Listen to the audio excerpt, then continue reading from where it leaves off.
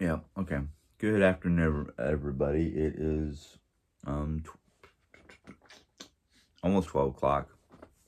Um, it's Wednesday. It's my day off. I tried to sleep in as much as I could. I probably would have slept in a little bit longer if I wasn't woken up by. Only way I can describe it is a combination of chainsaw noises and the sound of a vehicle backing up. You know, that beep, beep, beep noise that you get from a vehicle backing up, a heavy construction vehicle. I'm guessing either somebody is having a tree cleared, not me, unfortunately, or the local utilities company is trimming back trees away from the power lines and whatnot, which I think they did some of that last year. So I'm going to say that's what it is.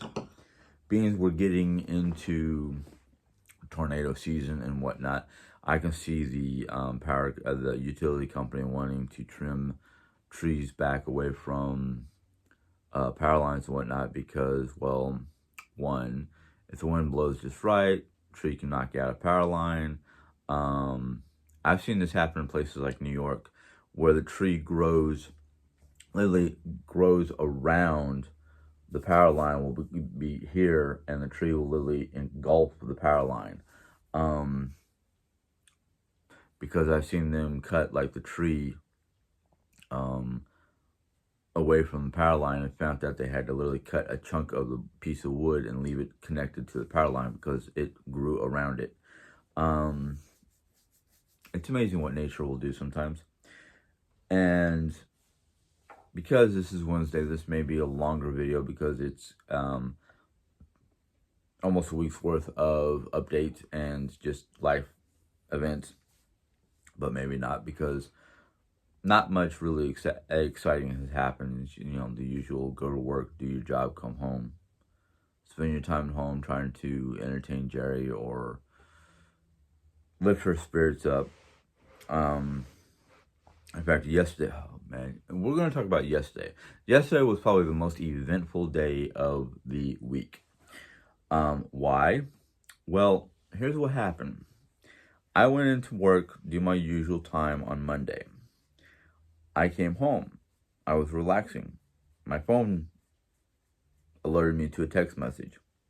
I looked at that text message and it was Lisa, the non-official, official assistant manager, however you want to put her title. She is, in a way, the assistant manager because she does a lot of the stuff that a manager should be doing, like scheduling and helping with ordering and catering and that kind of stuff. Well, she had texted me at like 9:30, 10 o'clock at night asking if I'd be willing to go into work at 10 o'clock and work basically from 10 a.m. to 8 p.m. I was kind of like, it's going to be a very long, it's going to be a good 10-hour day, but yeah, okay, sure. What's the rhyme or reason? Well, the rhyme or reason was she was either picking up her son from the hospital who had been in there overnight after having some sort of surgery of some form the day before, Monday evening or something like that. Now, I know her son. I've met her son. He's a cute little boy, but he's autistic. And he had a jaw issue of some sort. So he had to have corrective surgery. Otherwise, it would have been a bigger issue as he got older. Why she told me this, I don't know. I just was like, oh, well, okay. I can understand that because I had to have severe dental surgery around my 9th or 10th year of existence. So that factor, even though I'm not a father, I'm a family guy. So when it comes to family, it's like, yeah, family first, all right. Well, she said that she might be able to send me home at 6 p.m. That did not happen because we got busy at 6 p.m. and I knew exactly that was going to happen. Because we've been getting busier in the evening time, beings were open until 9 o'clock, and the weather is getting nice. Even though yesterday it was cold, today's high is only going to be about 63. The weather around here is getting kooky. I don't know if it wants to be hot, cold, or in between. So I went to work, and I was prepared to do the long haul. I had, like, my brain situated okay. I have my drink. If I need to, I can go next door to the gas station for more, or I'll just drink whatever's in store, or at the however you want to put it. I had my whole, everything planned out for the day, and I got in at 10, and I said to my coworker who was opening us, and it was truck day. I said, if you'd be willing to set up truck, put truck away and whatnot, I'll do the setup for the store, because my hand, I had a compression glove on because I don't know what had happened. It's going away, so it's getting better. I don't know if it was arthritis or muscle issue or whatnot.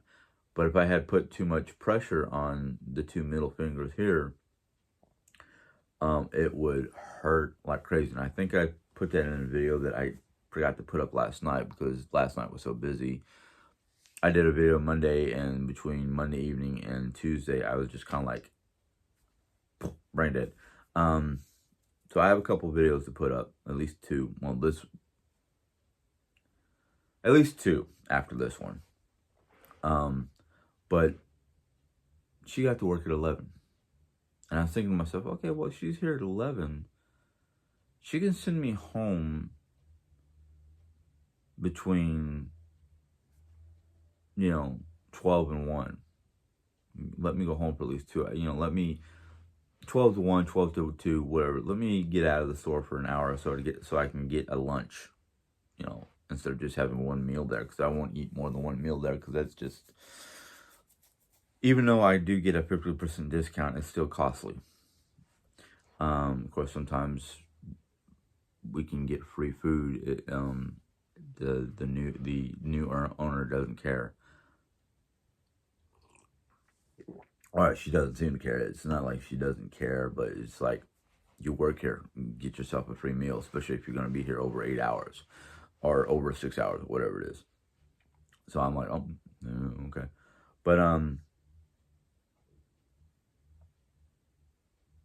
must have been about 12:30, 1 o'clock when the GM and the owner came in, because they had they were supposed to have 2 interviews, but only one person showed up. Whatever. So it's kind of like one of those, okay, sure, whatever. But hold on, my brain just took a nosedive. But anyhow, the owner and the GM were there for the interview, and the GM was setting up a plate, like a Westerner plate, which is a hoagie roll with 2 different types of meat, except for ribs, cheese, 2 sides. She set that up to take pictures for Facebook. Like, she's trying to promote business, which I'm kind of like, well, that's a great idea to promote business, but before you start promoting business and before we start getting crazy busy, let's get a couple more people into work, so we're not like going bonkers on a daily basis. But she made the sandwich and whatnot, and then she asked, if before she made the sandwich, she'd ask if we wanted it, and I was like, sure, I was going to get a meal anyhow here today, so why not? So I split this Westerner between myself and Lisa. Lisa took half the sandwich because it's a big sandwich. We cut it in half, and she took a little bit of the coleslaw that was being used to set up the picture, and didn't take any of the beans. She didn't want no beans. Well, I love our barbecue, our baked beans. So, heck yeah. So I had that for my meal. And then, as usual for some reason, well, I shouldn't say as usual, but lately, things took a nosedive. And what I mean by that is even though we were semi-busy, we had to wait until almost the last minute to start closing down the store. So we didn't get out of the store until like almost 8:30. But what was bugging me the most was the fact that I felt like the bulk of the work, and I don't mean just like all of it, I mean like the heavy duty stuff, and I'm here with a glove on saying, hey, I don't feel like injuring myself anymore because I don't know what this is, and if it's something severe, I don't want to make it worse. I don't want to go from severe to critical. But of course, my aches and pains and injuries and whatnot were ignored, and I don't know. At least it's got too many issues, too many personal issues. I personally think that she needs to either step down or distribute some of her responsibilities either back towards the GM, or, as I've suggested multiple times, get a second assistant manager, and that way the second assistant manager can be taught how to do certain things, and Lisa won't have to have so much on her shoulders. And because of my experience in New York and whatnot, I can easily make schedules. You just have to tell me what each person is available and how many hours to give each person, and boom, I'm good to go. That in fact,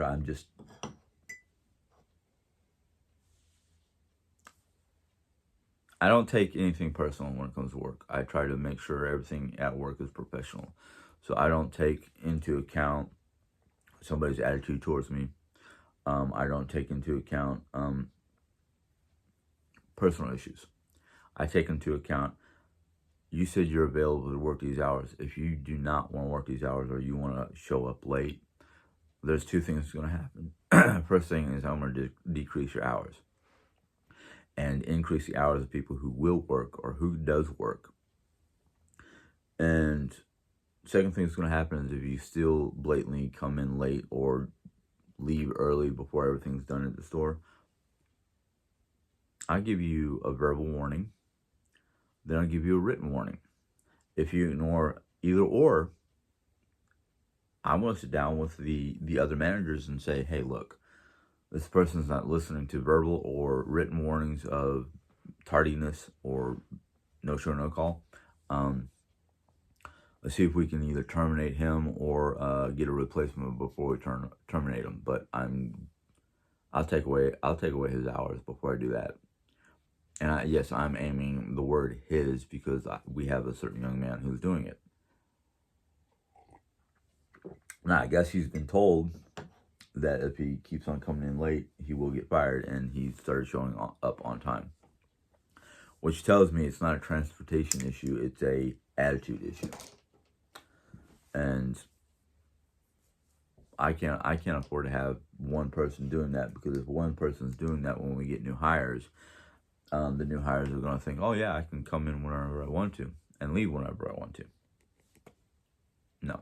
Excuse me, I got chapped lip.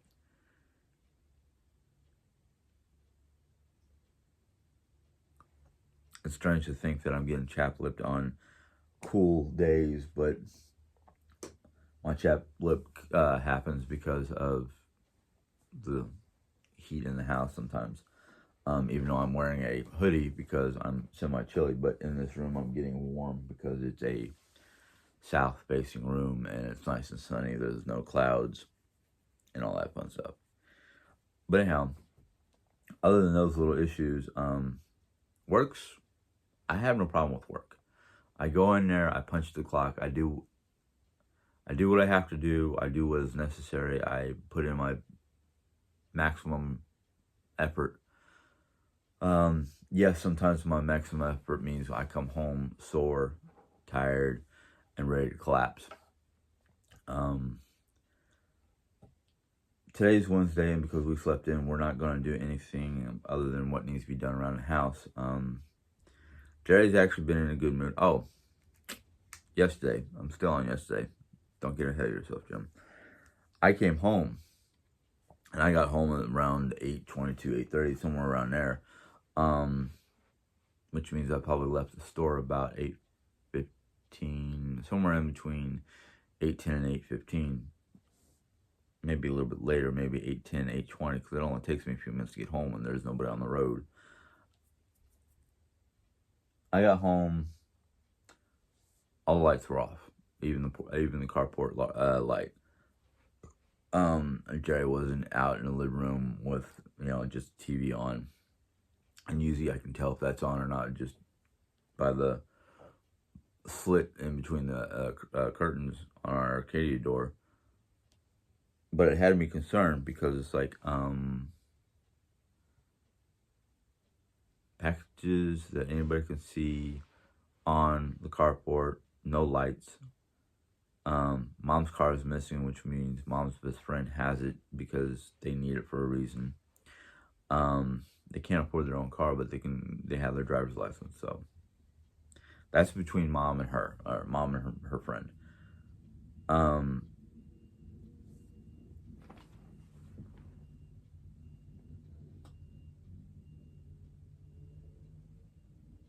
Okay, so the beeping noise just let everybody know that the whatever they're doing outside, they got a wood chipper. So I guess the beeping was just to let people know the wood chipper is active. But I got home, no lights were on, not even the lights that they usually turn on for me. And I got worried instantaneously, like, oh my God, did something happen to mom or Jerry? Well, did something happen to Jerry especially? Mom, I did worry about, but, I can tell just by when I came in the house, mom had been active because there was 2 packages out of a 5-package set on the counter. Packages were not important because they were something Jerry got. But I became instantly worried. And the first person I checked on was mom. Mom, I can tell by looking underneath the door into her rooms, the lights were on. So I knew mom was okay. That in fact, I don't know how I can tell it other than the smell of smoke, but I can tell everything was okay with mom. So I went directly to the bedroom. Jerry was laying in bed. She was watching something on her phone, doing something on her phone and whatnot. But I was like, what's wrong? You're not in the living room. There's no lights on, nothing to indicate that everything's okay. The house is dark,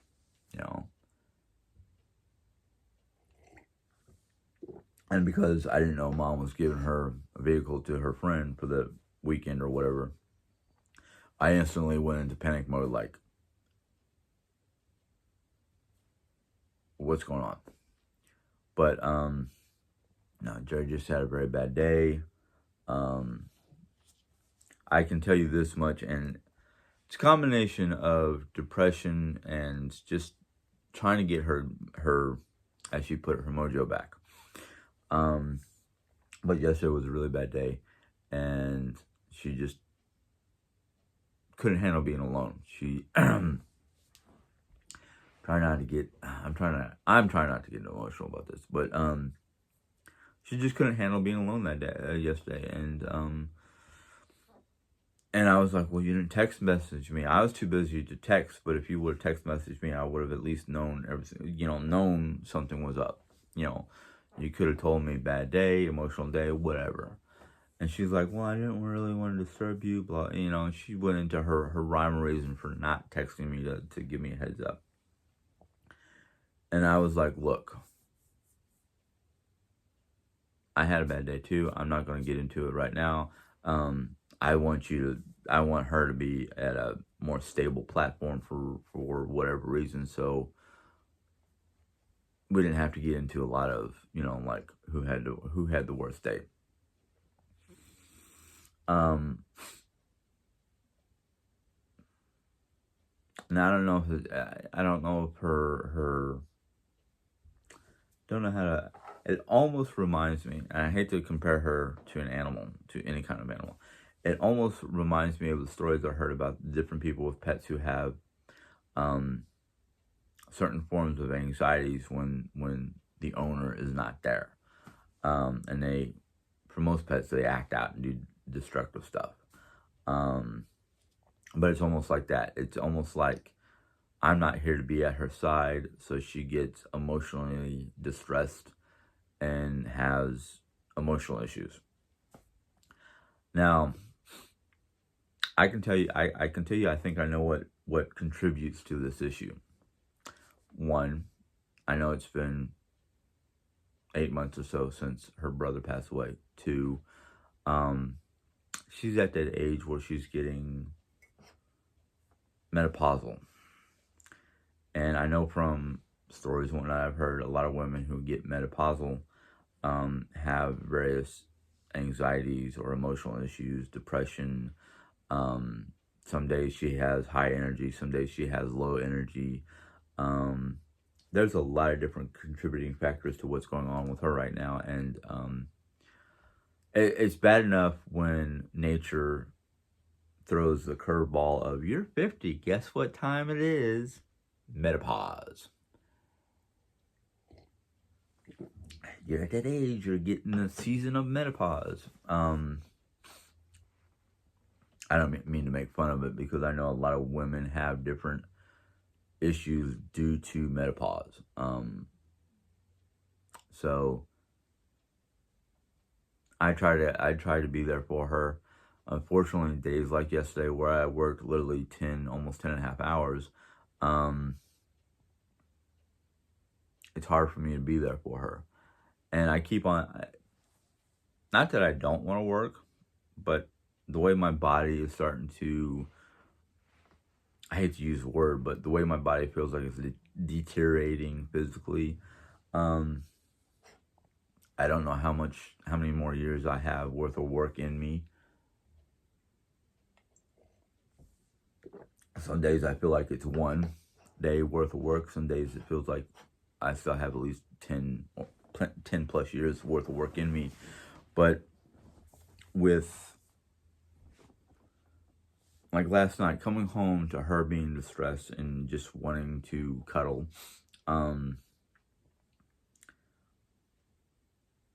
it makes it harder for me to get up in the next morning thinking that I have to go to work, when it's like, okay, honey, I have to go to work. I'll be home at 4 or 5 o'clock in the evening, and my brain is going, no. I don't want to go to work if I'm going to come home to her in another distressed day because she misses me or because of whatever reasons. It's kind of like, I want to call out of work because my wife is not in a good place. Now, I know some people would be like, okay, yeah, sure, all right, take care of your family. But the way things have been going lately at my job, it makes me feel like when I'm at work, all they want me to do is forget about everything but work, do only work stuff. Yet I see so many people, and I go into work thinking to myself, okay, I have to work. I have to deal with stuff at work. I have to deal with customers. I have to deal with this, and this. And I'm thinking about all the things that needs to be done because it's important and it's a necessity, between just getting everything prepped for customers, keeping the store clean for customers, putting my best foot forward for customers. But in the back of my brain, I'm sitting there going, I'm busting my ass, and I look around and I see people, coworkers, on their cell phone, or just John at the bone, as I put it, which basically means talking to, just bullshitting. And I'm like, how is it I'm not the one running the store when there's only one other person who works as hard or as fast or as much as I do, and that's the GM when he's at work, when he's there. He reminds me of a younger me where I had buku energy, which makes me think, okay, he had or has some form of hyperactivity. He's not as he's got more hyperactive energy than maybe it is ADD energy. I don't know, but he's the only other person I know that works as hard as I do, and everybody else is like, well, I don't like doing this, I don't like doing that, blah blah blah, and I'm like, I don't care what you do or do not like when it comes to work. There's a, excuse my language, there's a shit ton of stuff I don't like doing at my job. But you know what? It's part of the freaking job. That's what we gotta do, whether we like it or not. Yes, okay. I understand you're uncomfortable with the register. I'm uncomfortable with the register because it's a new system, and it's constantly being updated or constantly crashing, and it frustrates the crud out of me. But I still do it. I don't like standing in front of the hot elements to do the board, but it's part of the job. I do it. Yeah, I come home almost every other night having to wash various body parts because they're, if not just take a total shower, because I'm sweating my butt off. I hate doing dishes. I hate doing them here at the house, but I do them because everybody else is out of energy. And I've got some energy. The good thing about here at the house is I can rinse them off, make sure there's no big chunky stuck on gross pieces of food, and stick it in my dishwasher and let the dishwasher take care of the rest of it. At my job, I literally have to scrub the pot. I have to scrub a lot of stuff in hot water and then put them into cold sanitizing water. I don't like doing that. I don't like putting in extra effort for dishes. You know, it's like I'm putting in enough extra effort to deal with customers and food and whatnot. Why do I feel like I'm doing everything? You know, there are certain days when I work with a certain person who has a lot of difficulty with doing the register. That in fact, she's constantly changing times on my fryer timer, which causes food to get burnt. I'm running around trying to, I'm doing the board, I'm doing the register, I'm double checking the timers so they're correct. I'm getting tired, physically tired and mentally tired, of feeling like I'm like the Energizer 10.5 or something like that. It's like I use up literally every ounce of energy at work on on most days, and I'm just like,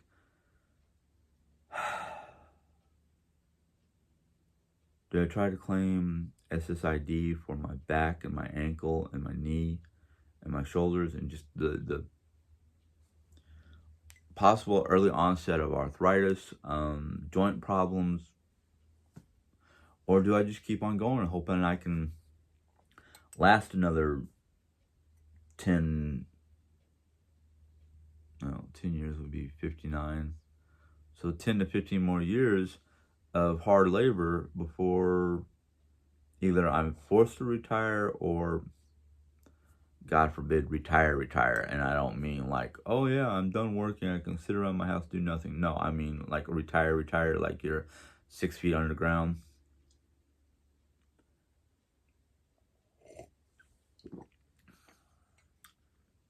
Of course, I'm getting at that age with knowledge and whatnot that I don't fear death anymore. I used to fear death, but now I kind of like, now it's the ultimate retirement. No more pain and suffering. Of course, there are times where I think about if I could have what some people call a NDE, near-death experience, just so I can come back and tell people, the truth. Yeah, I was on the operating table, and I was clinically dead for 10 minutes, or 5 minutes or whatever, came back to life and went, here's what I saw, people, and if you don't believe me, well, that's your problem. But no.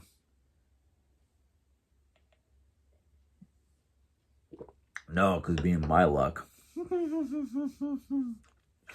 I come back to life and go, 1, why'd you resuscitate me? 2, this is what I saw. 3, this is a message I might have been given. And 4, if you don't like what I have to say or what I saw or what my experience was, well, that's y'all problem. But no,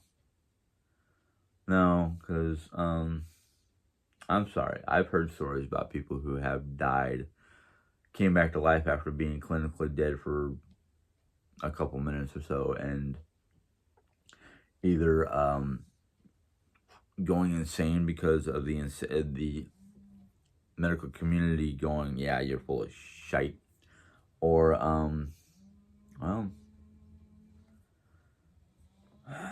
was it Thomas Kincaid that had a near-death experience and came back and started doing all of his paintings? Or was it somebody else that I read about? I don't know. But anyhow,